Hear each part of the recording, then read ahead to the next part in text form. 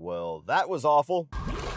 So Trust is a new thriller starring Sophie Turner that does a really good job at tricking you in the first 30 minutes that they got a number of interesting things to explore. She plays a popular actress who right at the beginning of the film has her iCloud account hacked, and so all of her personal information, her nudes, including private things like a picture of a positive pregnancy test, gets leaked out there, and all of the fans and tabloids are wondering, who's the father? They reveal very quickly that the father is a co-star of hers who is a much older and much more popular actor, and he does not take kindly to the fact that his career and his reputation is about to be up in flames if this pregnancy actually gets out. So he hires a private investigator, hitman, to take care of the problem. So is the film going to be unpacking the lack of privacy and security in today's digital age? Is it going to be unpacking the lack of anonymity and stardom and fame? Is it going to be unpacking the patriarchy of Hollywood keeping down young actresses?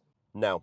It's about Sophie Turner stuck in a fucking utility closet for 90 minutes. The fact that a movie sets up so many other more interesting and compelling storylines and decides to go with the least interesting and least inspired thing to tell its story is frustrating enough, but this is one of the most nonsensical fucking movies I've ever seen. First of all, just the way in which she is trapped in this room. There's a struggle that basically breaks the door handle in half. One half falls into the room she can't access. The other falls into the room that she is stuck in. Well, most door handles, if you stick them back in the door and turn them, they'll still function as a door handle. Then they very clearly establish that she has a fully functional, fully charged iPhone sitting on the bed in the connecting room she cannot access, and there's a hole this fucking big in the door. So I guess using Siri to call emergency services is something that this movie didn't think of. But by a country mile, the one that takes the cake is when she eventually gets a little hammer and is able to wedge and work for an hour to get one of the door pins out of the hinge so that she could start to escape.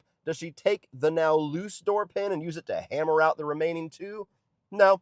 She throws it on the fucking ground and continues to wedge the second one for an hour, and then goes to wedge the third one for an hour that's now underwater. Oh yeah, let's talk about that. So the movie wants you to go along with the logic that this room is so fucking tight and impenetrable that it's basically like a panic room, even though the only thing in this room is a fucking water heater. That eventually a pipe bursts above her and the room slowly starts to fill with water as the film goes on, as if none of that water can escape from the door jamb, underneath the door, through the big ass hole in the door.